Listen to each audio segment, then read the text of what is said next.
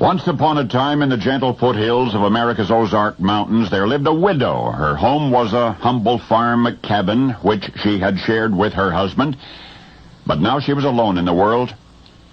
And one morning toward the hour of noon, 3 men rode on horseback into the farmyard. One of the men dismounted, knocked on the cabin door, explained to the widow that he and his friends were weary travelers far from home. They were hungry and hankering for a hot home-cooked meal. Would it be too much trouble? That is, would she mind cooking such a meal for them? Well, the widow was reticent at first, and yet the strangers did appear hungry, and they were very polite. So she explained that there wasn't much food in the cabin, but they were welcome to what food she did have. The men expressed their gratitude, and once inside the cabin, they were even more deeply touched by the widow's generosity. She was obviously painfully poor. The little evidences of her lonely struggle to survive were everywhere. The meager furnishings, the supply cabinets mostly empty. One of the travelers noticed a tear on the widow's cheek and asked the matter, and she responded in this way. She said nobody but she had eaten at that table since her husband's death, and now having men in the cabin again, well, it just reminded her of happier times.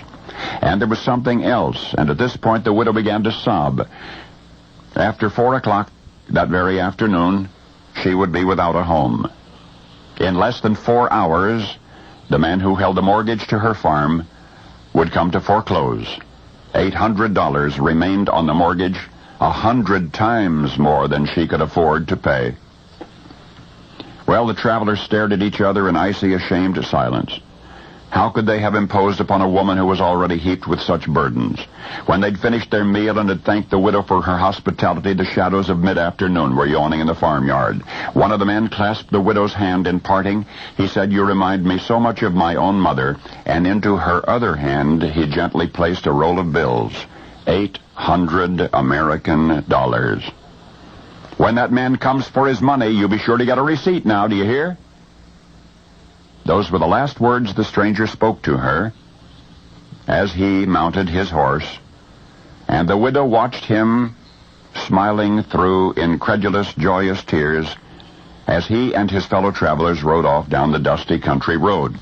Now, the rest of the story. What I just related, the experience of the widow's mortgage and the generous stranger, occurred in the late 1870s in the foothills of the Ozarks Mountains.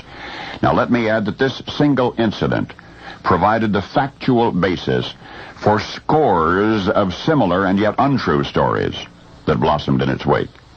Far as I know, it happened only once.